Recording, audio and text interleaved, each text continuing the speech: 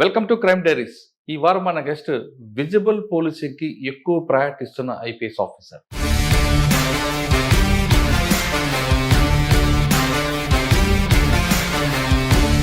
పేరు Vakul Jindal, superintendent of police Vizianagaram.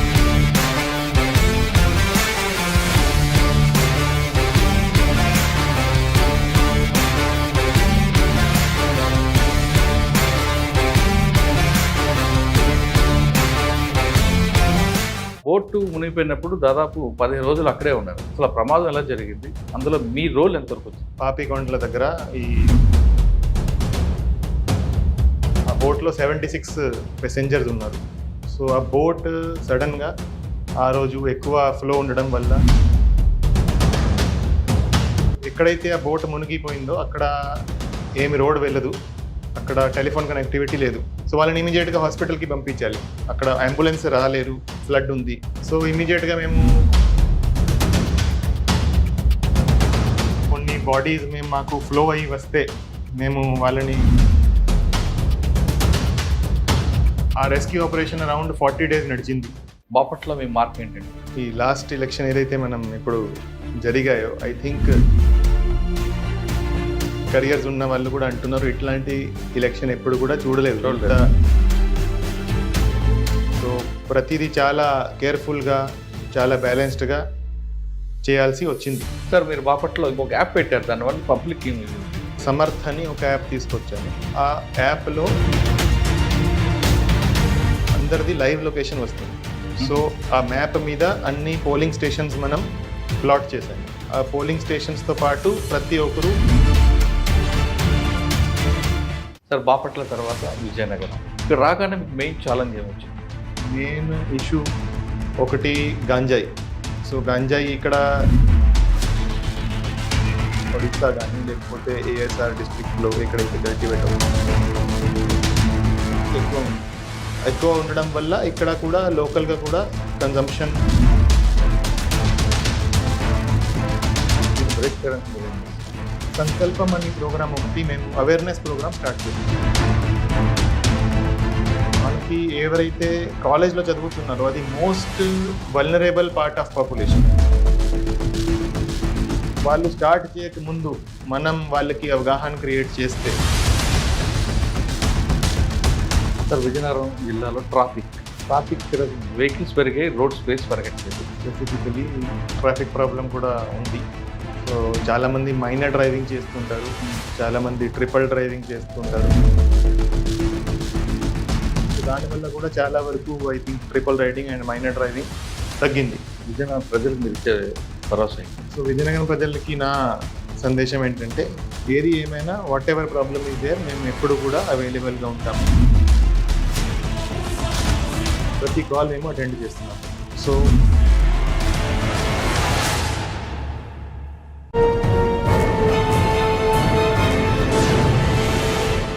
Welcome to crime diaries. ఈ వారం మన గెస్ట్ విజిబుల్ పోలీసింగ్ కి ఎక్కువ ప్రయారిటీ ఇస్తున్న ఐపీఎస్ ఆఫీసర్. పేరు Vakul Jindal, superintendent of police Vizianagaram. Vakul sir గతంలో బాపట్లో పనిచేస్తున్నప్పుడు కూడా అక్కడ కూడా విజిబుల్ పోలీసింగ్ ఎక్కువ ప్రయారిటీ ఇచ్చారు. అంటే పోలీసింగ్ అనగానే బేసిక్ పోలీసింగ్ చూపించడం, ప్రజలకు మన ప్రాణాలు కాపాడమే ప్రధాన లక్ష్యంగా చూశారు. బాపట్లో పనిచేసిన సమయంలో ఎలక్షన్ కమిషన్ చాలామంది ఆఫీసర్లని ట్రాన్స్ఫర్ చేసింది, కానీ కొంతమందిని మాత్రం ట్రాన్స్ఫర్ చేయలేదు. ఎందుకంటే వాళ్ళ వర్క్ స్టైల్ నచ్చి. ఆ విధంగా ట్రాన్స్ఫర్ చేయని వారిలో వకుల్ సార్, అదేవిధంగా మేడం బల్లికా గారు ఇద్దరు కూడా అందులో ఉన్నారు. బాపట్లో 2 వర్గాల మధ్య జరుగుతున్న ఘటనలో కానీ బాపట్లో ఎలక్షన్ ఎలా చేశారు, అదేవిధంగా బాపట్లో ఒక యాప్ పెట్టారు. ఆ యాప్ యొక్క ఫలితాలు ఏ విధంగా ఉన్నాయో పాటు ప్రస్తుతం విజయనగరం జిల్లాలో ఆయన సంకల్పం అనే ఒక కార్యక్రమం చేపట్టారు.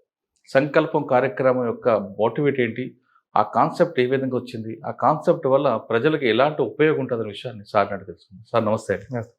బాపట్ల టు విజయనగరం. సార్, బాపట్లో ఎలక్షన్ టైంలో చాలామంది ఆఫీసర్లు ఎలక్షన్ కమిషన్ పక్కన పెట్టింది. దాదాపు 8 మంది 9 మంది పక్కన పెట్టింది. కానీ వకుల్ జిందాల్ గారు కానీ మల్లికా గారికి కానీ ఏ మాత్రం టచ్ చేయకుండా వర్క్ చేయించారు. బహుశా వాళ్ళ మీ మీద వాళ్ళకి మంచి గుడ్ విల్ ఉండొచ్చు.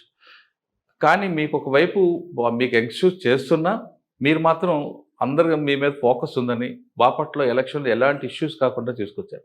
ఆ ప్రెజర్ కనిపించకుండా మీరు చేసుకొచ్చారు. మీరు ఎలక్షన్ ఎలా చేసుకొచ్చారు? ఆ ప్రెజర్‌ని మీరు ఎలాగా మీరు భరించారు? ఎందుకంటే ఒకవైపు మేడం, ఒకవైపు మీరున్నారు. ఎలక్షన్ కమిషన్ మీ మీద ఫోకస్ పెట్టింది. సీనియర్ ఆఫీసర్‌లను కూడా పెట్టింది. ఆయన ఎక్కడ చిన్న ఇష్యూ కాకుండా తీసుకొచ్చారు. ప్లస్ బాపట్లోనే మీరు ఒక యాప్ తీసుకొచ్చి దానివల్ల ఒక మంచి ఫలితం తీసుకొచ్చారు. ఆ యాప్ యొక్క కాన్సెప్ట్ ఏంటి? ఎలక్షన్ ఎలా మీరు కూల్‌గా, పీస్‌ఫుల్‌గా తీసుకొచ్చారు?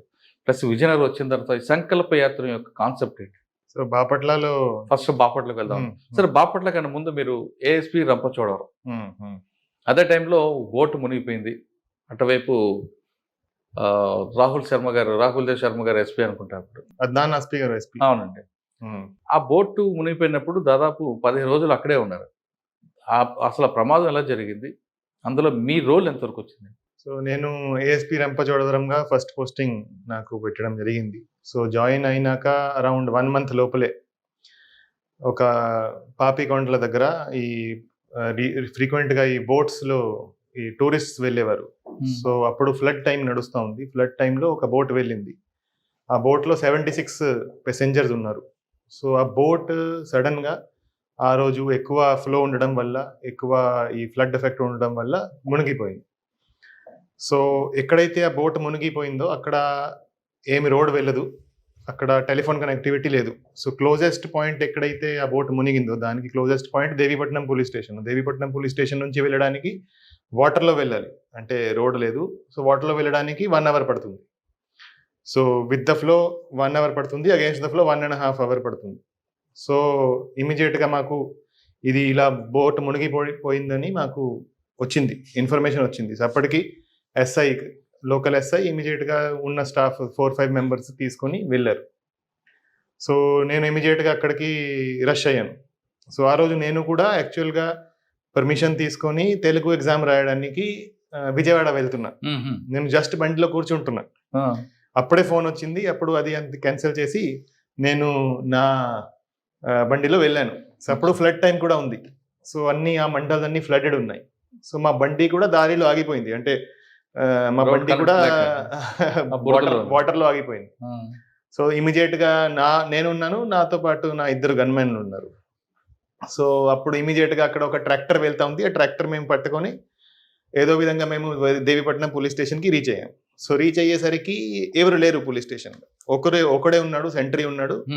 అందరినీ తీసుకొని ఎస్ఐ ఆల్రెడీ స్పాట్కి వెళ్ళాడు. సో అప్పటికి మాకు ఏమి ఇన్ఫర్మేషన్ లేదు, ఎస్ఐ దగ్గర కూడా ఏమి కమ్యూనికేషన్ లేదు, ఏమీ లేదు, ఫోన్ కలవదు.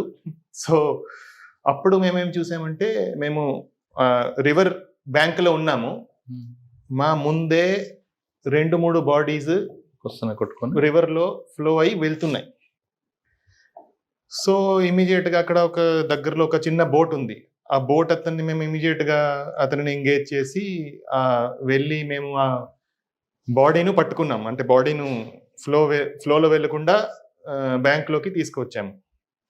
సో అప్పుడే అరౌండ్ 10 మినిట్స్ లోపే ఒక బోట్ వచ్చింది. దాంట్లో అరౌండ్ 16 మెంబర్స్ ఎవరైతే మునిగిపోయి అంటే మునగలేదు, వాళ్ళు సేవ్ అయ్యారు, వాళ్ళకు రెస్క్యూ అయ్యి ఒక బోట్లో వాళ్ళు వచ్చారు. ఆ రోజు ఫార్చునేట్లీ ఒక మెడికల్ క్యాంప్ నడుస్తుంది అదే ఏరియాలో. ఆ మెడికల్ క్యాంప్ ముగించుకొని వాళ్ళు వస్తున్నారు. దారిలో వాళ్ళకి ఇది కనపడింది బై ఛాన్స్. సో ఇమీడియట్ గా ఎవరైతే అక్కడ లైఫ్ జాకెట్స్ తో పాటు ఉన్నారో వాళ్ళు బోట్లో వాళ్ళు ఎక్కించి వాళ్ళు తీసుకువస్తున్నారు. సో ఇమీడియట్ గా 16 మెంబర్స్ ఒకరికి ఒక లేడీ చిన్నపిల్ల ఫ్లో అయిపోయింది, వెళ్ళిపోయింది. కొంతమంది భార్యాభర్తలు వెళ్ళిపోయారు, కొంతమంది ఈ పేరెంట్స్ వెళ్ళిపోయారు. అట్లా అందరూ ఒక షాక్ సిచ్యువేషన్లో చాలా చాలా బాధలో ఉన్నారు. వాళ్ళకి కొన్ని ఇంజరీస్ కూడా ఉన్నాయి. సో అప్పటికి మా దగ్గర ఏం వెహికల్స్ లేవు, ఏమీ లేవు. జస్ట్ మేము రీచ్ అయ్యాము, అక్కడ ఎటువంటి సౌకర్యాలు లేవు, ఏమీ లేవు. సో వాళ్ళని ఇమీడియట్గా హాస్పిటల్కి పంపించాలి. సో హాస్పిటల్కి పంపడానికి కూడా అక్కడ అంబులెన్స్ రాలేరు, బికాజ్ ఫ్లడ్ ఉంది. సో ఇమీడియట్గా మేము కొన్ని ట్రాక్టర్స్ ఏర్పాటు చేసి వాళ్ళను ట్రాక్టర్స్లో పెట్టి రంపచోడవరం ఏరియా హాస్పిటల్కి పంపించాము. తర్వాత ఇది ఇమీడియట్గా సీనియర్ ఆఫీసర్స్కి చెప్పడం జరిగింది. సో సీనియర్ ఆఫీసర్స్కి చెప్పడం జరిగింది. సీనియర్ ఆఫీసర్కి చెప్పినాక అప్పుడు కొంత ఫోర్స్ వచ్చింది, కొంత హెల్ప్ వచ్చింది. తర్వాత 1 by 1 అందరూ రావడం స్టార్ట్ అయ్యారు. సో స్టార్టింగ్లో నేను, నా గన్మెన్లు ఇద్దరు ఎవరైతే దేవీపట్నం పోలీస్ స్టేషన్లో ఉన్నారో వాళ్ళే ఉన్నాము. సో కొన్ని బాడీస్ మాకు ఫ్లో అయ్యి వస్తే మేము వాళ్ళని బ్యాంక్కి తీసుకొచ్చి వాళ్ళను మేమే లిఫ్ట్ చేసి, ఈవెన్ నేను కూడా లిఫ్ట్ చేసి వాళ్ళని తీసుకొచ్చి వాళ్ళని అక్కడ పోలీస్ స్టేషన్ దగ్గర పెట్టడం జరిగింది. సో అట్లా స్టార్ట్ అయింది. దాని తర్వాత ఆ రెస్క్యూ ఆపరేషన్ అరౌండ్ 40 days నడిచింది. సో అంటే బోట్ బయటికి వచ్చే వరకు 40 days మేము ఆ రెస్క్యూ ఆపరేషన్ నడిపించాము. సో ప్రతిరోజు మేము అరౌండ్ 4 గంటలకి లేచి మార్నింగ్ వెళ్ళే వాళ్ళము. అక్కడ వెళ్ళి బేస్ ఎస్టాబ్లిష్ చేసేవాళ్ళము. అక్కడ ఒక ఇసుక దిబ్బ ఉంది. ఆ ఇసుక దిబ్బ పక్కనే మునిగింది. సో ఆ ఇసుక దిబ్బ మీద వెళ్ళి ఒక టవర్ ఏర్పాటు చేయడం, communication tower, so that wireless communication కోసం. దాని తర్వాత అక్కడ అంత ఫోర్స్ తీసుకువెళ్ళడం, 2 బోట్లు పెద్ద బోట్లు ఫిల్ చేసి ఫోర్స్ తీసుకెళ్ళడం, అక్కడ రెస్క్యూ ఆపరేషన్ చేయడము. బాడీస్ వస్తున్నాయి, 1 by 1 బాడీస్ వస్తున్నాయి. ఆ రెస్క్యూ ఆపరేషన్లో మేము 47 బాడీస్, మేము ప్రతి బాడీ నేను కూడా చూశాను. 47 బాడీస్ మేము వెతికాము, పోస్ట్ మార్టం చేశాము, తర్వాత ఫ్యామిలీస్కి అప్పగించాము. సో నంబర్ ఆఫ్ ఫ్యామిలీస్ అక్కడ క్యాంప్ చేసేవాళ్ళు. అంటే ఈరోజు మా రిలేటివ్ బాడీ ఈరోజు దొరుకుతుందా, రేపు దొరుకుతుందా. So it was a very very sensitive and very very tragic incident. So అదే ఇన్సిడెంట్లో ఆల్మోస్ట్ 800 to 900 దాకా మాకు రెస్క్యూ ఆపరేషన్కి వేరే వేరే ఏజెన్సీలు వచ్చాయి. నేవీ వచ్చింది, ఉత్తరాఖండ్ SDRF వచ్చింది, మన స్టేట్ SDRF వచ్చింది, NDRF వచ్చింది, special parties, fire department. So ఇవన్నీ వాళ్ళందరితో కోఆర్డినేట్ చేస్తూ ఈ రెస్క్యూ ఆపరేషన్ నడిపించాము. ఫైనలీ ఆ బోట్ కూడా బయటికి తీయడం జరిగింది.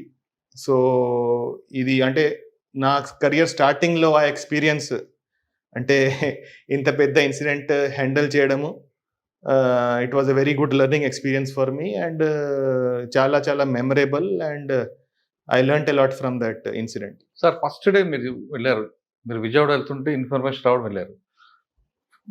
డే లైటింగ్ కాబట్టి ఒక సిచ్యువేషన్, కానీ నైట్ వచ్చిన తర్వాత అక్కడ ఏం పవర్ ఉండదు, ఫుడ్ ఉండదు, వాటర్ ఉండదు, ప్లస్ విక్టిమ్స్ ఉన్నారు, ఒక డిసీజర్ కనిపిస్తుంటారు, రిలేటివ్స్ వస్తారు, వాళ్ళని కంట్రోల్ చేయడం ఒకటే అయితే వాళ్ళందరికీ వాటర్ మిగతావన్నీ కూడా ఇవ్వడం, ఫుడ్ ఏర్పాటు చేయడం, ఈ ఆపరేషన్ అలా చేశారండి. First day, second day, third day, fourth day అంటే ఇంక మొత్తం మెన్ పవర్ వస్తుంటుంది, మీకు ప్రాబ్లం ఉండదు, అసలు కరెంట్ కూడా ఉండదు, ఒకవైపు Maoist affected area.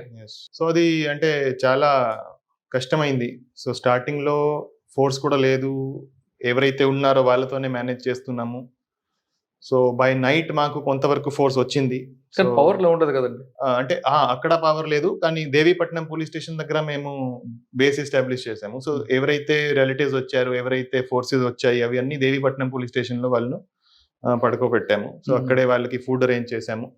So administration నుంచి కూడా మొత్తం సపోర్ట్ వచ్చింది. అక్కడ ప్రొజెక్ట్ ఆఫీసర్ ఉన్నారు, ఆయన కూడా నాతో పాటే ప్రతిరోజు మేము ఇద్దరు కలిసి మా అందరిని సర్దుకొని వెళ్ళే వాళ్ళము, రాత్రి సాయంత్రం అయ్యేసరికి వచ్చేవాళ్ళము. సో ఆయన కూడా చాలా కష్టపడ్డారు. సో మొత్తం కలిసి కట్టుగా అందరికి ఆపరేషన్ తో బాగా. మీకు పక్కనే బోర్డర్ కదండి, చింతూరు, పేటపాక, ఆ ఎఫెక్ట్ ఏమైనా కనిపిస్తుంది అనుకున్నారా? అవును.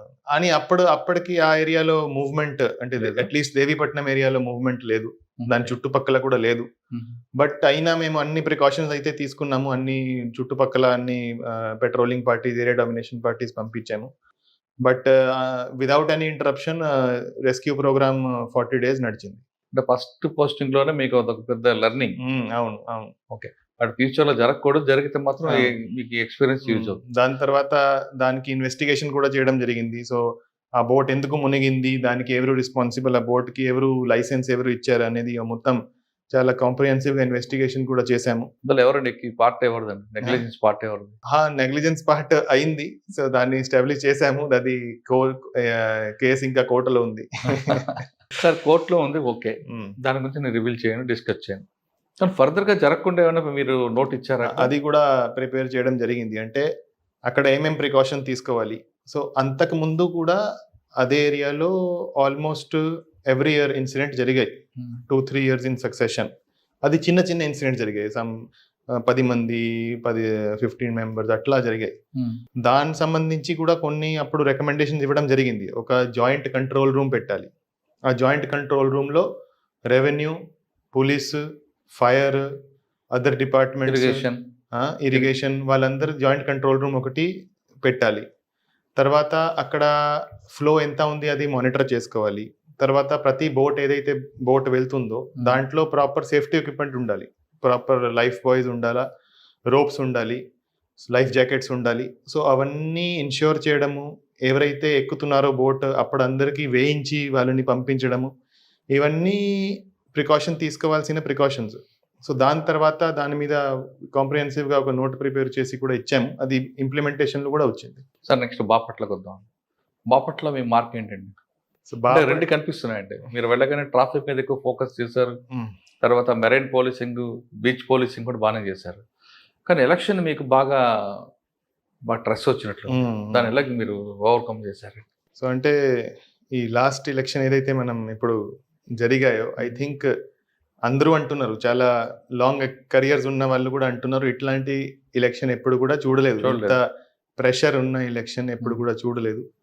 సో ప్రతి చిన్న ఇన్సిడెంట్, ప్రతి చిన్న ఘటన మీద చాలా చాలా స్క్రూటనీ ఉండేది. సో ప్రతిదీ చాలా కేర్ఫుల్గా, చాలా బ్యాలెన్స్డ్గా చేయాల్సి వచ్చింది. సో అది సక్సెస్ఫుల్గా కూడా చేయడం జరిగింది. సో మేము ఎలక్షన్ ముందు అందరికీ, స్టాఫ్కి, కానిస్టేబుల్ టు డిఎస్పీస్ వరకు, అడిషనల్ ఎస్పీ వరకు అందరికీ ఒక ట్రైనింగ్ పెట్టడం జరిగింది. ఆ ట్రైనింగ్లో వాళ్ళకి ఎలక్షన్ సంబంధించి అంతా ఎక్స్ప్లెయిన్ చేయడం జరిగింది. దాంతోపాటు వాళ్ళకి చాలా క్లియర్గా ఇన్స్ట్రక్షన్స్ ఇవ్వడం జరిగింది దట్ ఈ ఎలక్షన్లో ఎక్కడా కూడా మీరు ఏమైనా చట్ట విరుద్ధంగా ఏమైనా చేస్తే దాని మీద ఖచ్చితంగా మీ మీద చర్యలు ఉంటాయి. ఏమైనా మీరు చేస్తే అది అది మీరు దాచిపెట్టలేదు, అది ఖచ్చితంగా బయటికి వస్తుంది. బయటికి వస్తే ఖచ్చితంగా మీ మీద యాక్షన్ కూడా ఉంటుంది. సో ఏదైతే మీరు చేస్తారో, నాకు అతను చెప్పాడు, నాకు ఈ ఇన్ఫ్లుయెన్స్ వచ్చింది, ఆ ఇన్ఫ్లుయెన్స్ వచ్చింది, మీరు ఏం చెప్పినా తర్వాత అది ఏది కూడా చెల్లదు.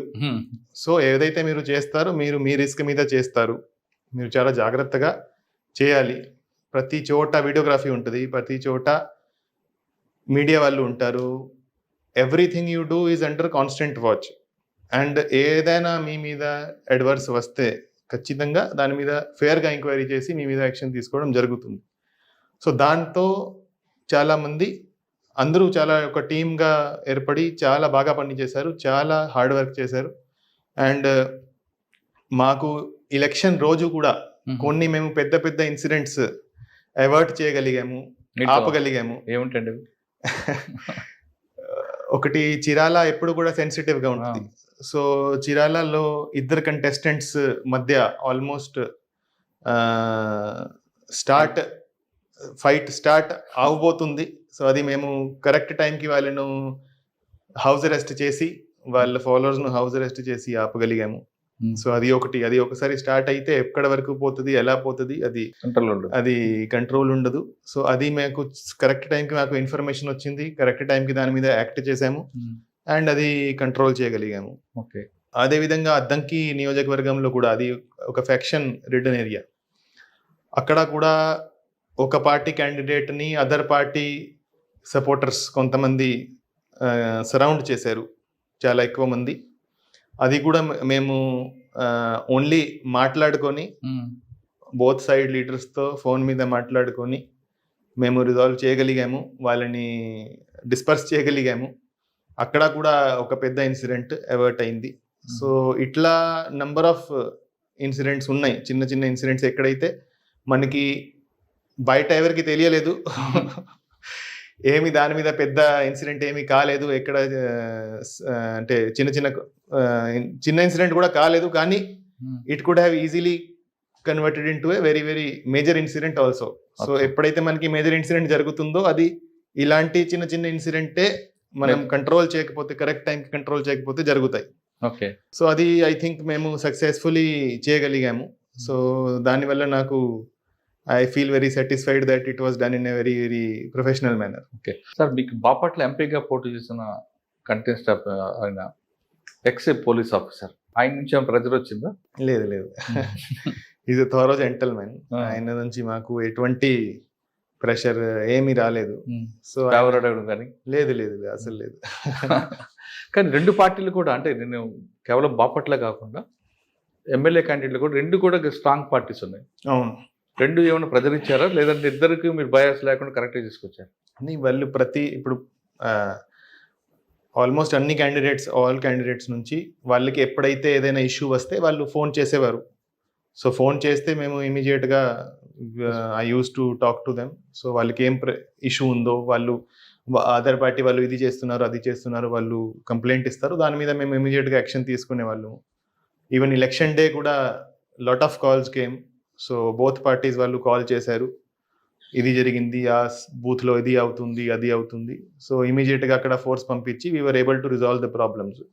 సో ఐ థింక్ ఏ పార్టీ నుంచి ఎటువంటి అలిగేషన్ లేకుండా, ఎటువంటి బయాస్ లేకుండా మేము కంప్లీట్ చేయగలిగాము. మీరిద్దరు మాట్లాడుకున్నారండి ఎలక్షన్ అప్పుడు మీరు మేడం? యా అంటే చాలా టాపిక్స్ మీద ఎక్కడైనా ప్రాబ్లం వస్తే వి యూస్ టు డిస్కస్. కోఆర్డినేషన్ ఇక్కడ ఏం చేస్తే బాగుంటుంది, ఎలా చేస్తే దాన్ని ఎలా డీల్ చేస్తే బాగుంటుంది. సో మేడం ను చాలా హై ప్రెషర్ డిస్ట్రిక్ట్ లో ఎలక్షన్ అయినాక వైలెన్స్ అయినాక పంపించారు. సో అది కూడా ఆమె చాలా ఒక ఛాలెంజ్ గా తీసుకున్నారు, చాలా హార్డ్ వర్క్ చేశారు. సో అంటే ఆ టైంకి అక్కడ వ్యవస్థ అంతా కొలాప్స్ అయిపోయింది. సో చాలా మంది ఆఫీసర్స్ ని సస్పెండ్ చేశారు. చాలా డిమారలైజ్డ్ ఉంది force.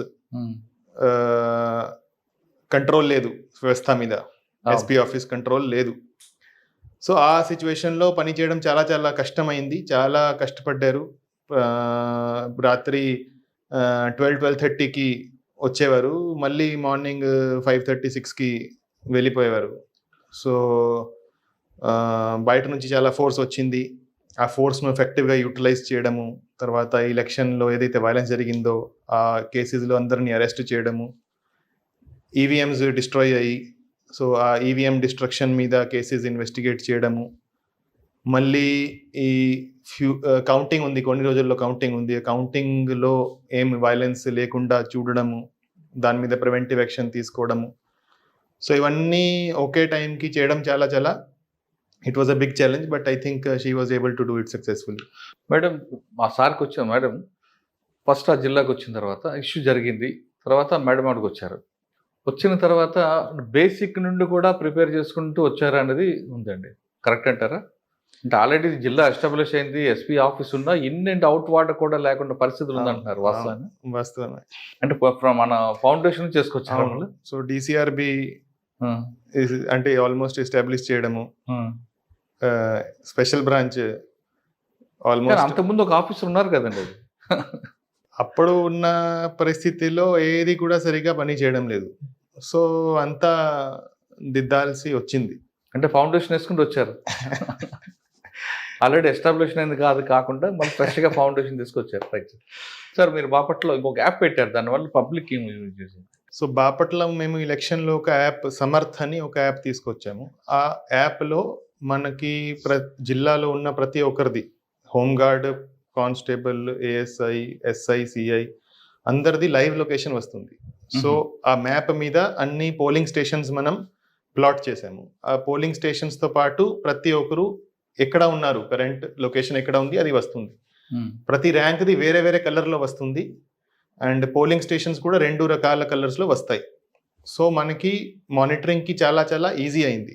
That A polling station దగ్గర ఎంతమంది ఫోర్స్ ఉన్నారు, ఇప్పుడు ఏం చేస్తున్నారు, ఎక్కడైనా మనకి law and order problem start అయిందంటే ఇమీడియట్గా ఆ యాప్లో ఒక SOS బటన్ ఇచ్చాము. ఆ SOS బటన్ నొక్కితే మ్యాప్లో ఆ పర్సన్ రెడ్ కలర్ అయిపోతారు. అదేవిధంగా మనకి ఒక ఫోన్ కాల్ వస్తుంది, ఆటోమేటిక్ ఫోన్ కాల్ వస్తుంది, ఫలానా చోట ఒక ప్రాబ్లం జరుగుతూ ఉంది, ఇమీడియట్గా ఫోర్స్ పంపమని మనకి కాల్ వస్తుంది. ఒక SMS కూడా కంట్రోల్ రూమ్కి వస్తుంది.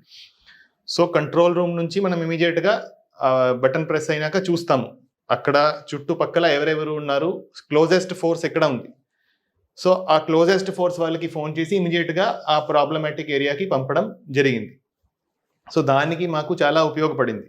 అంటే నార్మల్గా ఎలక్షన్లో మన ఫోర్స్ చాలా డిస్ట్రిబ్యూటెడ్ ఉంటుంది, through out the district distributed ఉంటుంది. ప్రతి ఒక్క పోలింగ్ స్టేషన్ దగ్గర 2 ఒకరు కూడా ఉంటారు. సో ఏమైనా ప్రాబ్లం జరిగితే ఇమీడియట్గా మనకి కంట్రోల్ చేయగలిగిన ఫోర్స్ ఉండదు ఎలక్షన్లో, because number of polling stations ఉంటాయి, స్ప్రెడ్ అవుట్ ఉంటుంది. సో ఎప్పుడైనా ఏమైనా ప్రాబ్లం జరిగితే నియరెస్ట్ ఫోర్స్ ఎక్కడ ఉంది, వాళ్ళు మినిమం టైంలో రీచ్ అవ్వగలగాలి. దానికి ఈ యాప్ చాలా చాలా ఉపయోగపడింది. సో దాంతో పాటు ఈ యాప్లో మేము ఎలక్షన్ కమిషన్ ఇచ్చిన అంత ట్రైనింగ్ మెటీరియల్ కూడా పెట్టాము. సో ఎవరికైనా ఏమైనా ఎప్పుడైనా వాళ్ళు చెక్ చేయాలంటే, ఏమైనా రూల్ చెక్ చేయాలంటే, ఏమైనా ఈ సిచ్యువేషన్లో ఏం చేయాలని చూడాలంటే ఇమీడియట్గా చూసుకోవచ్చు. అదేవిధంగా ఎలక్షన్ సంబంధించి ఏదైతే మనకి పెటిషన్స్ వస్తుంటాయి, ఆ పెటిషన్స్ సంబంధించి ట్రాకింగ్ కూడా దాంట్లో పెట్టాము. అంటే ప్రతి ఒక్క ఆఫీసర్కి మనం ఎండార్స్ చేస్తాము, దాని మీద ఎంక్వైరీ చేసి వాళ్ళు రిప్లై ఇస్తారు, యాక్షన్ తీసుకుంటారు. అది కూడా లైవ్ మానిటరింగ్కి ఒక డాష్ బోర్డ్ ఇవ్వడం జరిగింది. సో దాంతోపాటు ఈ SOS బటన్ పెట్టడం జరిగింది. సో ఇది మాకు చాలా చాలా ఉపయోగపడింది. సో దీనివల్ల ఎలక్షన్ రోజు ఇది యూజ్ చేసాం, ఎలక్షన్ ముందు యూజ్ చేసాం, కౌంటింగ్ రోజు కూడా యూజ్ చేశాం. సో ఆల్మోస్ట్ 4,000 మంది మా జిల్లాలో ఈ యాప్ను యూజ్ చేశారు. సో దానివల్ల మాకు ఇన్ఫర్మేషన్ ఫ్లో చాలా త్వరగా వచ్చేది. అంటే నార్మల్ సర్కమ్స్టాన్సెస్లో ఎక్కడో ప్రాబ్లం స్టార్ట్ అవుతుంది, అది మనకి ఎస్పీకి తెలియడానికి టైం పడుతుంది. దీంట్లో ఇమీడియట్గా అతను ఫోన్లో లాగ్డ్ ఉంటుంది యాప్, ఇమీడియట్గా బటన్ నొక్కితే మనకి కంట్రోల్ రూమ్లో ఎస్పీకి తెలిసిపోతుంది. సో ఇమీడియట్గా ఫోర్స్ పంపించవచ్చు. సో దానివల్ల కూడా మేము చాలా ప్రాబ్లమ్స్ అవాయిడ్ చేయగలిగాము. ఇదే యాప్ CEO గారికి అప్పుడు ముఖేష్ మీనా సార్కి కూడా చూపించడం జరిగింది, ఆయన కూడా చాలా అప్రిషియేట్ చేశారు. సిమిలర్ యాప్ ఎలక్షన్ కమిషన్ కోసం, అంటే మన స్టేట్ ఎలక్షన్ కమిషన్లో వాళ్ళు కూడా తయారు చేశారు సిమిలర్ యాప్. అంటే వాళ్ళకి సెక్టర్ ఆఫీసర్స్ ఉంటారు, ఆ సెక్టర్ ఆఫీసర్స్ దగ్గర EVMs ఉంటాయి. ఎక్కడైనా EVMలో ప్రాబ్లం వస్తే ఆ EVM రిప్లేస్ చేయడానికి వాళ్ళు వెళ్తారు. వాళ్ళకి కూడా అందరు సెక్టర్ ఆఫీసర్స్కి సిమిలర్ యాప్ తయారు చేసి సేమ్ ఫీచర్స్తో ఇవ్వడం జరిగింది. సో ఈ టెక్నాలజీ వాళ్ళు అడాప్ట్ చేసుకున్నారు, వాళ్ళు కూడా సేమ్ టు సేమ్ యాప్ తయారు చేశారు, మొత్తం స్టేట్ వైడ్ ఇంప్లిమెంట్ కూడా చేశారు. అండ్ ఇదే యాప్ ఆయన మిగతా SPsకి కూడా యూజ్ చేయమని చెప్పారు. సో ఈ మిగతా జిల్లాల్లో కూడా కొన్ని జిల్లాల్లో ఈ యాప్ యూజ్ చేయడం జరిగింది. సో ఈ యాప్ వల్ల మనకి చాలా ఫోర్స్ ప్రాపర్ టైంలో రీచ్ మనం పంపించగలిగాం. యాప్ డిజైనర్ ఎవరండి? సో యాప్ డిజైనర్ మాకు ఒక శ్రీనివాస్ గారు అని చిరాలలో, ఆయన హైదరాబాద్లో ఉంటారు. ఆయనతో మేము స్పెసిఫికేషన్ ఇచ్చి డిజైన్ చేయించాము, మా కోసమే డిజైన్ చేశారు. పక్కన ఒంగోలుకి కానీ మాచాల నరసరాపేట ఇవ్వలేదా? చిరాలలో మాకు మంచి డెవలపర్ ఉన్నారు, సో ఆయన బాగా చేశారు. సార్ బాపట్ల తర్వాత విజయనగరం ప్రశాంతం ఏరియా, కానీ బయటికి కింద మాత్రం చాలా గంజా కానీ ఇవన్నీ కనిపిస్తుంటాయి. ఇక్కడ రాగానే మీకు మెయిన్ ఛాలెంజ్ ఏమొచ్చిందండి? సో రాగానే చాలా మంది కలవడానికి వచ్చారు, చాలా మంది ఫీడ్బ్యాక్ ఇచ్చారు. సో ఇక్కడ మెయిన్ ఇష్యూ ఒకటి గంజాయి. సో గంజాయి ఎక్కడి నుంచి గంజా వస్తుందో, ఒడిశా కానీ లేకపోతే ASR డిస్ట్రిక్ట్లో ఎక్కడైతే కల్టివేట్ అవుతుందో దానికి చాలా దగ్గర. సో అవైలబిలిటీ ఎక్కువ ఉండడం వల్ల ఇక్కడ కూడా లోకల్గా కూడా కన్జంప్షన్ అండ్ ఈ సెల్లింగ్ చాలా ఎక్కువ ఉంది. సో అది కంట్రోల్ చేయడం one of the main challenges. Second, ఇక్కడ రాత్రి టైంకి చాలా మంది బయట తిరగడము, తాగి తిరగడము, ఇది గాంజా ఉండొచ్చు, మందు ఉండొచ్చు, కొంత రౌడిజం ప్రాబ్లం ఈ విజయనగరం టౌన్లో ఉంది. సో అవి రెండు నా నోటీస్కి వచ్చాయి. సో దాన్ని రెండు మీద మేము వర్కౌట్ చేశాము. సో కొంతవరకు మంచి ఫలితాలు కూడా వస్తున్నాయి. సో దాని మీద కంటిన్యూ చేస్తున్నాము. రాత్రి 11 దాటిన తర్వాత ఎవరు రోడ్డు మీద తిరగకూడదు, తిరిగితే వాళ్ళ పోలీస్ స్టేషన్లో ఉండాలి, వాళ్ళ కౌన్సిలింగ్ తీసుకోవాలి. అండ్ ఒకప్పుడు ఇదే పోలీసింగ్ నడిచేది. ఒక 10 years బ్యాక్ 20 years బ్యాక్ వరకు అర్ధరాత్రి ఎవరు తిరిగినా వాళ్ళు ఖచ్చితంగా పోలీస్ స్టేషన్లో ఉండాలి. సినిమాకి వెళ్తే సినిమా టికెట్ చూపించాలి, అంటే ప్రూఫ్ చూపించాలి, లేదా పోలీస్ స్టేషన్లో కూర్చోవాలి, మార్నింగ్ లేచి వెళ్ళాలి ఒకప్పుడు. ఇప్పుడు సోషల్ మీడియా ఇవన్నీ వచ్చింది, ప్లస్ ఎడ్యుకేషన్ కూడా బాగా పెరిగింది, పబ్లిక్ నాలెడ్జ్ పెరిగింది. ఇటువంటి సిచ్యువేషన్లో అది ఇంప్లిమెంట్ అయ్యే అవకాశం ఉందంటారా? మేము ఇంప్లిమెంట్ చేసాము విజయనగరం టౌన్లో. అండ్ పబ్లిక్ రెస్పాన్స్ ఎలా ఉంది? దానివల్ల మంచి రెస్పాన్స్ ఉంది. మీరు నార్మల్ సిటిజన్కి వెళ్ళి అడిగితే వాళ్ళు చాలా పాజిటివ్ రెస్పాన్స్ ఇస్తారు నాకు తెలిసి. సో చాలా వరకు అది కంట్రోల్ అయింది. అంటే మేము ఎవరు కూడా బయటికి రాకూడదని చెప్పట్లేదు, without valid reason, without any specific reason బయట అనవసరంగా బయట ఎవరు కూడా తిరగకూడదు. సో నేను జాయిన్ అయినాక ఇక్కడ రాత్రి ఇట్లాంటే తిరిగే బ్యాచ్ 2-3 ఇన్సిడెంట్స్ జరిగాయి. చిన్న చిన్న కొట్టుకుటాలు, స్నాచింగ్లు, చిన్న చిన్న ఇష్యూస్. సో దట్ మీన్స్ అంటే దాంతో నాకు అర్థమైంది ఏంటంటే ఇది ప్రాబ్లం ఎవరైతే అందరూ చెప్తున్నారో ప్రాబ్లం ఉంది, ఇన్సిడెంట్స్ కూడా జరిగాయి, వాళ్ళను ఖచ్చితంగా కంట్రోల్ చేసుకోవాలి. సో చాలా మంది రాత్రి ఆర్ ఎర్లీ మార్నింగ్ బయట రావడానికి భయపడేవారు. సో అటువంటి పరిస్థితి ఎక్కడా కూడా ఉండకూడదు. సో బయటకి ఎవరైనా తిరిగితే వాళ్ళు ప్రాపర్ మేనర్లో తిరగాలి, ఎవరికి మిగతా వాళ్ళకి ఇబ్బంది పెట్టకుండా తిరగాలి. బయటకి వచ్చి ఎవరికైనా ఇబ్బంది పెడితే మాత్రం, ఎవరికైనా ఏమైనా క్రైమ్ చేస్తే మాత్రం దెన్ చట్టపరమైన చర్యలు ఉంటాయి. నెల్లిమర్ల నుంచి విజయనగరం ఎంటర్ అవుతున్నప్పుడు బైపాస్ రోడ్డు, ఆ రోడ్ ఒకటి. నెక్స్ట్ విజయనగరం నుండి విజయనగరం టౌన్లోకి ఎంటర్ అవుతున్నట్టు ఒక బైపాస్. ఈ 2 రూట్లో కూడా ఎక్కువగా సాయంత్రం 7 తర్వాత బైక్ రేసింగ్ చేస్తూ, ఎక్కువ ఈవిటీజింగ్ చేస్తూ ఇల్లీగల్ యాక్టివిటీస్ అవుతున్నది పబ్లిక్ కంప్లైంట్. అది కూడా కంట్రోల్ అయింది. బైక్ రేసెస్ చాలా ఎక్కువ అయ్యేవి రాత్రి 11 తర్వాత. సో అది చాలా వరకు కంట్రోల్ అయింది. ఇంకా కూడా ఎక్కడైనా ఉంటే మేము కంటిన్యూస్ గా దాని మీద ఫోకస్ చేస్తున్నాం. సైలెన్సర్ పెట్టుకొని సౌండ్లు పెడుతూ డిస్టర్బ్ చేస్తున్నారని కూడా కంప్లైంట్. అది దాని మీద మేము వర్కౌట్ చేస్తున్నాం. అది త్వరలోనే ఇట్ విల్ బి. దానికి కూడా యాక్షన్ ఉంటుందా? ఓకే. అంటే రాత్రి 11 దాటాక ఎవరు తిరగద్దు కాదు, కానీ తిరిగితే మాత్రం ఎవిడెన్స్ ఉంటుంది. తిరిగితే మాత్రం ఏదో వ్యాలిడ్ రీజన్ ఉండి రావాలి, అన్నెసరీ రాకూడదు. తాగి, గంజాయి తాగి లేకపోతే మందు తాగి బయట తిరగడం, అల్లరి చేయడము, మిగతా వాళ్ళకి ఇబ్బంది పెట్టడము, మహిళలకి ఇబ్బంది పెట్టడం, అటువంటి అది it is not tolerable. Sir, Vizianagaram నుంచి వస్తున్నప్పుడు కొన్ని సరౌండింగ్ లో డాబాలు ఉన్నాయి. ఈ డాబాలో నైట్ టైం తాగి న్యూసెన్స్ చేస్తున్నారు కూడా కంప్లైంట్ ఉంది. గతంలో అదే కేసులో మర్డర్ కూడా జరిగింది. అటువంటి జరగకుండా మీరేం యాక్షన్ తీసుకుంటున్నారు? సో అది కూడా ఇప్పుడు డాబాల దగ్గర ఒకటి లిక్కర్ సర్వ్ చేయకూడదు అనేది మేము ఇంప్లిమెంట్ చేస్తున్నాము. సెకండ్, ఎవరు కూడా అనవసరంగా రాత్రి టైంకి తాగి తిరగకూడదని. సో దాని కిందనే ఇది కూడా వర్కౌట్ చేస్తున్నాం. మీరు చెప్తున్నట్టుగా గాంజా ఎస్కోటా కారిడార్ కనిపిస్తుంది, ట్రాన్స్పోర్ట్ కారిడార్. దీన్ని బ్రేక్ చేయడానికి మీరు ఏం చేస్తున్నారు? సో ఒకటి మనకి విజయనగరం జిల్లా పరిధి ద్వారా ట్రాన్స్పోర్ట్ మిగతా జిల్లాలకి ట్రాన్స్పోర్ట్, లేకపోతే అదర్ స్టేట్స్కి ట్రాన్స్పోర్ట్ అవుతుంది గాంజా. దానికి మేము 5 చెక్ పోస్ట్స్ పెట్టాము. 24/7 పర్మనెంట్ చెక్ పోస్ట్ పెట్టడం జరిగింది. మనకి విజయనగరం జిల్లా బార్డర్ దగ్గర ఏదైతే మెయిన్ రూట్స్ ఉన్నాయో అన్ని రూట్స్ కవర్ చేస్తూ 5 చెక్ పోస్ట్ స్టార్ట్ చేయడం జరిగింది. అదేవిధంగా ఫిక్స్డ్ చెక్ పోస్ట్ కాకుండా ప్రతిరోజు 10 చోట్ల డైనమిక్ వెహికల్ చెకింగ్ కూడా చేయడం జరుగుతుంది. సో అది వేరే వేరే టైంకి, ఆడ్ టైమ్స్ అంటే early in the morning, late in the night, సాయంత్రము. So different times, different places, ప్రతిరోజు 10 చోట్ల 2 hours వెహికల్ చెకింగ్ కూడా చేస్తున్నాం. దాంతో మనము ఈ ఏదైతే ట్రాన్స్పోర్ట్ అయి బయటకి వెళ్తుందో అది కంట్రోల్ చేస్తున్నాం. అదేవిధంగా ఈ లోకల్ కన్జంప్షన్, లోకల్ అమ్మడము, దాన్ని కంట్రోల్ చేయడానికి గాంజా టీం ఒకటి మేము పెట్టాము.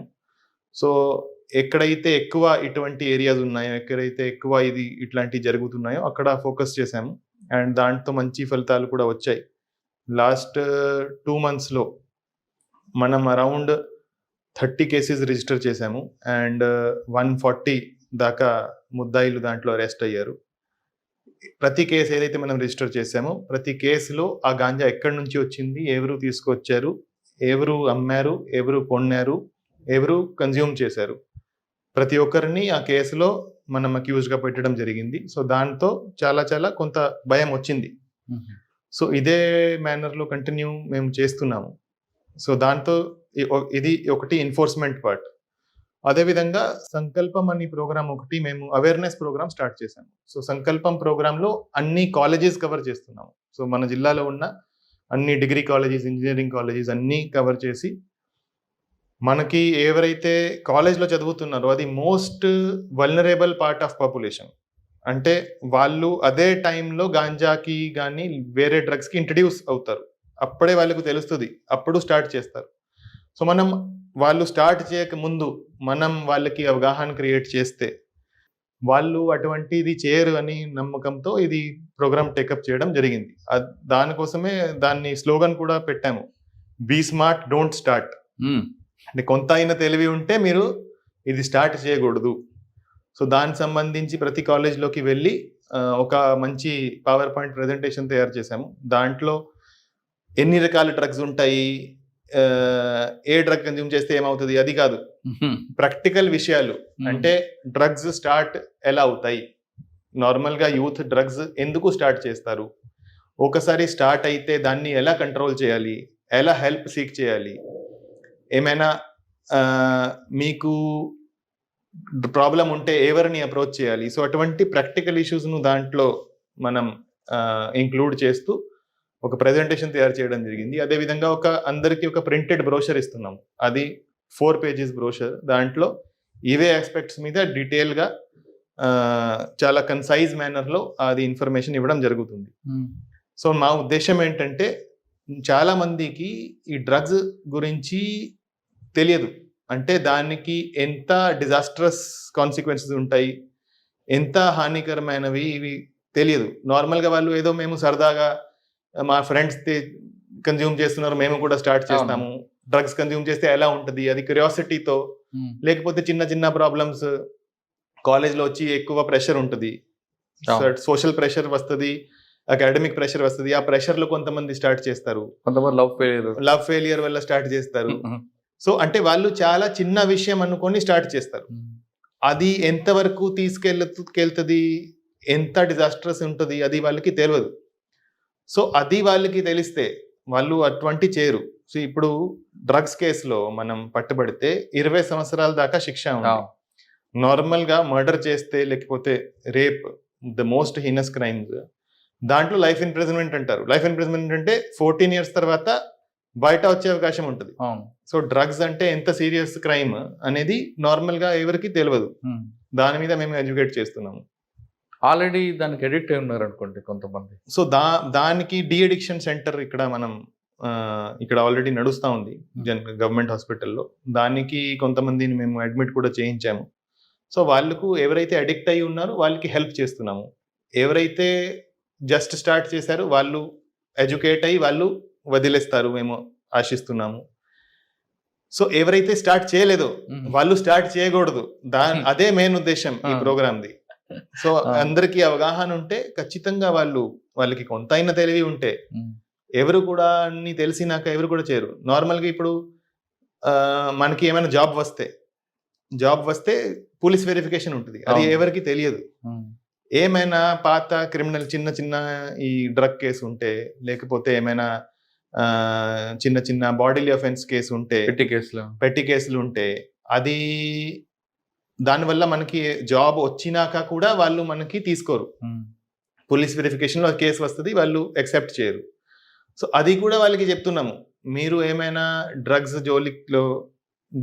డ్రగ్స్ కన్జ్యూమ్ చేసి ఏమైనా పట్టుబడితే, లేకపోతే డ్రగ్స్ కోసం డబ్బు కావాలి, ఆ డబ్బు కోసం కొంతమంది చిన్న చిన్న క్రైమ్ స్టార్ట్ చేస్తారు. సో దానివల్ల మీరు ఏమైనా క్రైమ్ చేస్తే మీ జీవితం నాశనం అయిపోతుంది, మీ ఫ్యూచర్ నాశనం అయిపోతుంది అని కూడా ఎడ్యుకేట్ చేస్తున్నాము. సో మా నమ్మకం ఏంటంటే ఇదంతా తెలిసినాక ఎవరైతే స్టార్ట్ చేయలేదో వాళ్ళు చేయరు. అంటే మీ ఆబ్జెక్టివ్ మంచిది కనిపిస్తుంది, అది ఇంప్లిమెంట్ అవుతుందా అన్నది. ఖచ్చితంగా అవుతుంది. ప్రతి ఒక్కరు ఒక రేషనల్ హ్యూమన్ బీయింగ్. ప్రతి ఒక్కరు ప్రతి పని చేసే ముందు కొంత అయినా ఆలోచిస్తారు. సో కొంత అయినా ఆలోచన ఉంటే ఖచ్చితంగా దాని మీద దాని ఇంపాక్ట్ అవుతుంది. కానీ విజయనగరం జిల్లాలో ఎక్కువగా ఈవి టీచింగ్ కేసులు ఎక్కువ అవుతుంటాయి. అంటే మీ కేసులకి పోలీస్ స్టేషన్కి వచ్చి కొన్ని ఉంటాయి, రాకుండానే కొన్ని కాంప్రమైజ్ అవుతుంటారు. వాటి మీద మీరు ఏమైనా షీ టీమ్స్ లాంటివి కానీ డెక్క ఆపరేషన్లు కానీ చేస్తుంటారు? సో ఇప్పుడు నేను వచ్చినాక విజయనగరం టౌన్ వరకు షీ టీమ్స్ ఒకటి మేము స్టార్ట్ చేశాము. సో మీరు చెప్పినట్టు సాయంత్రం టైంకి, అదేవిధంగా కొంతమంది రాత్రి టైంకి కూడా ఈవ్ టీజింగ్ జరుగుతూ ఉంటుంది. సో ఈవ్ టీజింగ్ కంట్రోల్ చేయడానికి షీ టీమ్స్ స్టార్ట్ చేయడం జరిగింది.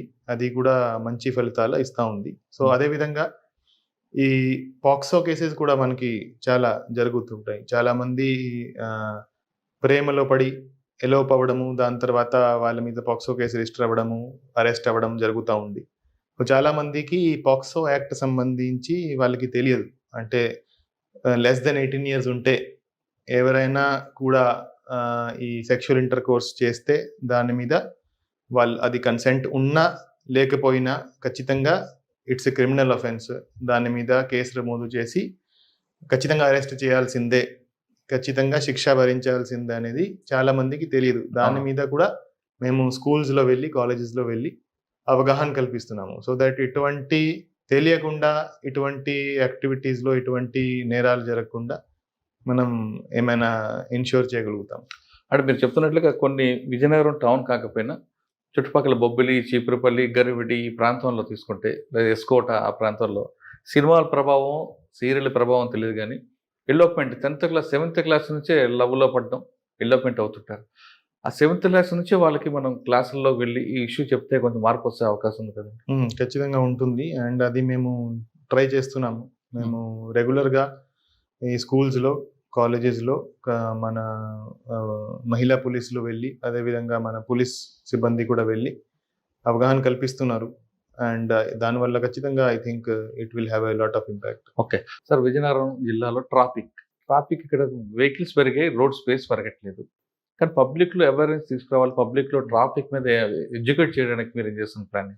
సో విజయనగరం టౌన్లో స్పెసిఫికలీ ట్రాఫిక్ ప్రాబ్లం కూడా ఉంది. సో చాలామంది మైనర్ డ్రైవింగ్ చేస్తుంటారు, చాలామంది ట్రిపుల్ డ్రైవింగ్ చేస్తుంటారు without licence, without number plate. So దాని మీద మేము రెగ్యులర్గా డ్రైవ్ చేస్తున్నాము. సో స్పెషల్ డ్రైవ్ నిర్వహిస్తున్నాము. సో ఎవరైనా ఈ ట్రిపుల్ రైడింగ్ చేస్తే, మైనర్ డ్రైవింగ్ చేస్తే వాళ్ళ బండ్లు సీజ్ చేస్తున్నాము. బండ్లు సీజ్ చేసి పోలీస్ స్టేషన్లో పెట్టి నెక్స్ట్ డే వాళ్ళ తల్లిదండ్రులను పిలిపించి వాళ్ళకి హ్యాండ్ ఓవర్ చేస్తున్నాము. సో దానివల్ల కూడా అంటే వాళ్ళకు మాట్లాడి వాళ్ళను కౌన్సిల్ చేసి అప్పుడు వాళ్ళకి బండి రిలీజ్ చేస్తున్నాము. సో దానివల్ల కూడా చాలా వరకు I think triple riding and minor driving తగ్గింది. ఇక్కడ విజయనగరం జిల్లాలో ఇంకొక మెయిన్ ఇష్యూ ఉంటుందండి, రిక్షా పుల్లర్స్. వాళ్ళకి అవగాహన లేకపోవడం వల్ల ఇంత గల్లీ ఉన్నా అందులో వాడు వెళ్తాడు, వాళ్ళతోనే ఎక్కువగా ప్రాబ్లమ్స్ వస్తుంటాయి. వాళ్ళకి ఎడ్యుకేట్ చేయడం అనేది చేస్తున్నారా? సో ఈ ఆటో డ్రైవర్స్, ఆటో ఒకటి, rickshaw pullers, auto and rickshaw ఇది చాలా పెద్ద ప్రాబ్లమ్. సో దాని మీద కూడా మేము ఆటో డ్రైవర్స్ ను అందరిని ఒక రోజు పిలిపించి వాళ్ళతో మీటింగ్ పెట్టడం జరిగింది. నేను కూడా మాట్లాడాను. సో వాళ్ళు ఎక్కడ కూడా అంటే నో పార్కింగ్ ఏరియాస్లో ఆపి ప్యాసెంజర్స్ ఎక్కించడము, తర్వాత ట్రాఫిక్ రూల్స్ పాటించకపోవడము, ఆటో స్టాండ్ కాకుండా అన్ని చోట్ల పార్క్ చేసి చేయడము. సో అవన్నీ చేస్తే వాళ్ళ మీద కఠినమైన చర్యలు ఉంటాయని వాళ్ళకు కూడా చెప్పడం జరిగింది. రిక్షా పుల్లర్స్ ఇంకా చేయలేదు. సార్ మీకున్న సబ్ డివిజన్లో ఏది టిపికల్గా ఉందండి?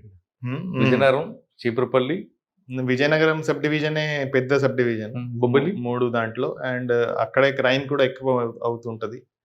సో ఈ కొత్త వలస, ఎస్కోట ఏరియా, అదేవిధంగా భోగాపురం ఎయిర్పోర్ట్ ఏరియా కూడా విజయనగరం సబ్ డివిజన్లోనే వస్తుంది.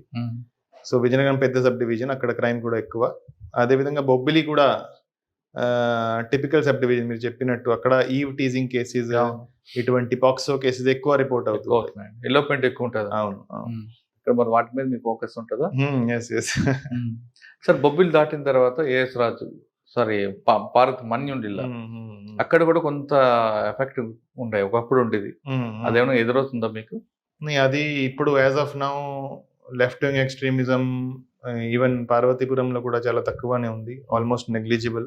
విజయనగరం జిల్లాలో అసలు లేదు. సో అటువంటి ప్రాబ్లం మాకు యాజ్ ఆఫ్ నౌ లేదు. ఓకే, చీపురుపల్లి ఆ ప్రాంతం పరిస్థితి ఏంటండి? చీపురుపల్లిలో కూడా ఈ ఒక ఫ్యాక్షన్ విలేజ్ ఉంటుంది చీపురుపల్లిలో, లక్ష్మీపేట, లక్ష్మీపురం. సో అక్కడ కూడా అప్పుడు ఒక ఇన్సిడెంట్ జరిగింది. అవును, ఎస్సీస్ అండ్ బీసీస్ మధ్య. ఇప్పటికీ కోర్టులో ఉంది, ఎప్పటికైనా అది బ్లాస్ట్ అవ్వచ్చు. సో అది ఉంది, దాని మీద కంటిన్యూస్ గా వాచ్ చేస్తున్నాము. ఆ కేసు కూడా కోర్టులో నడుస్తుంది. ప్రతి వాయిదాకి మేము బందోబస్తు వేసుకుంటున్నాము. సో వాళ్ళతో మాట్లాడుతున్నాము, అక్కడ మీటింగ్లు కూడా పెడుతున్నాము, బైండ్ ఓవర్ చేస్తున్నాము. సో దాని మీద కంటిన్యూస్ గా మా వాచ్ ఉంటుంది. అదేవిధంగా దాని చుట్టుపక్కల ఏరియా కూడా చాలా సెన్సిటివ్ ఏరియా. అంటే రాజం ఏదైతే మనకి శ్రీకాకుళం నుంచి వచ్చిందో, so Rajam and Rajam surroundings, అదేవిధంగా చీపురుపల్లి, గరివిడి, సో చాలా సెన్సిటివ్ ఏరియాస్. అక్కడ కూడా కొంత ఇది రౌడిజం ప్రాబ్లం కొంతవరకు ఉంది. అదేవిధంగా ఈ క్రైమ్ అగేన్స్ట్ ఉమెన్ కూడా కొన్ని ఐసోలేటెడ్ ఏరియాస్ ఉన్నాయి, అక్కడ కొంత జరుగుతుంటది. సో దాని మీద కూడా ఫోకస్ చేస్తున్నాం. ఓకే, హైవే ఒకటి ఉందండి, హైవే మీద ఫోకస్, ఎందుకంటే ఎక్కువ యాక్సిడెంట్ జరిగే జోన్ అంతా మీ దగ్గర ఉంది, పూచిపాటరేగ, భోగాపురం.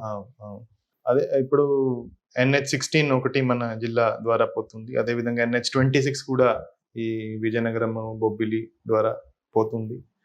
సో 2 హైవేస్ మీద యాక్సిడెంట్స్ రెగ్యులర్గా జరుగుతున్నాయి. సో యాక్సిడెంట్స్ మనం ఎలా తగ్గించగలమో దాని మీద కూడా మేము స్టెప్స్ తీసుకుంటున్నాము. సో నార్మల్గా మనకి ఎక్కడైతే ఈ డిస్ట్రిక్ట్ రోడ్స్, చిన్న చిన్న రోడ్స్, విలేజ్ రోడ్స్ వచ్చి కలుస్తాయో హైవేకి, అక్కడ మనకి యాక్సిడెంట్స్ జరుగుతాయి. సో అవన్నీ రోడ్స్ మీద స్పీడ్ బ్రేకర్ పెట్టేటట్టు మేము చర్యలు తీసుకుంటున్నాము. అదేవిధంగా హైవే మీద కూడా జిగ్జాగ్ మేనర్లో బ్యారికేడ్స్ పెట్టి, లేకపోతే శాండ్ డ్రమ్స్ పెట్టి హైవే మీద వెళ్ళే వెహికల్స్ స్పీడ్ తగ్గించే విధంగా మేము చర్యలు తీసుకుంటున్నాము. దానివల్ల మనకి కొన్ని లాస్ట్ 3 monthsలో కొంతవరకు యాక్సిడెంట్స్ తగ్గాయి. సో రాబోయే రోజుల్లో ఇంకా ఇంటెన్సిఫై అది చేస్తాము. అండ్ యాక్సిడెంట్స్ కూడా ఎలా తగ్గించాలో దాని మీద కూడా మేము వర్కౌట్ చేస్తున్నాం. ఓకే సార్, మీ దగ్గర ఎక్కువ రైల్వే స్టేషన్ కనిపిస్తాయి మీ జిల్లాలో. విజయనగరం, బొబ్బిలి, చీపురపల్లి, గరవిడి కంటిన్యూ స్టేషన్ ఉంటాయి. ప్రతి రైల్వే స్టేషన్కి బ్యాక్ సైడ్ ఇల్లీగల్ యాక్ట్ జరుగుతున్నాయి, మాకు కొంచెం హెల్ప్ చేయండి అంటే చాలా మంది అడుగుతున్నారు. ఇప్పుడు మీరు చెప్పినట్టు విజయనగరం రైల్వే స్టేషన్ దగ్గర ఎక్కువ ఈ గాంజా యాక్టివిటీ ఉండేది. విజయనగరం కానీ Bobbili, Cheepurupalli, Garividi railway stations. So అన్ని దాని మీద మేము ఫోకస్ చేసాము. ఫర్ ఎగ్జాంపుల్ ఈ విజయనగరం రైల్వే స్టేషన్ దగ్గర గాంజా అమ్మడం, గాంజా కొనడము ఎక్కువ ఉండేది. ఇప్పుడు that has been controlled. So ఇప్పుడు ఎవరు కూడా అక్కడ మీకు కనపడరు. అదేవిధంగా మిగతా స్టేషన్స్ కూడా మేము రెగ్యులర్ గా చెక్ చేస్తున్నాము. ఏదైతే మేము గాంజా టీం మేము కాన్స్టిట్యూట్ చేసామని చెప్పాను, వాళ్ళు కూడా ఈ రైల్వే స్టేషన్ ఏరియాస్ లోనే ఎక్కువ కాన్సన్ట్రేట్ చేస్తున్నారు. వాళ్ళే ఆ ట్రాక్స్ మీద, లేకపోతే ట్రాక్స్ పక్కన అక్కడ కూర్చొని తాగడము, అక్కడ తాగి తిరగడము. సో అటువంటి జరగకుండా మేము చర్యలు తీసుకుంటున్నాము. విజయనగరం టౌన్ లో పెద్ద చెరువు, ఆ పెద్ద చెరువు బ్యాక్ సైడ్ కూడా ఇటువంటి యాక్టివిటీస్ కనిపిస్తున్నాయని ఒక కంప్లైంట్. సో దాని మీద కూడా అదే మేము విజిబుల్ పోలీసింగ్ ద్వారా దాని మీద కూడా వీఆర్ టేకింగ్ యాక్షన్.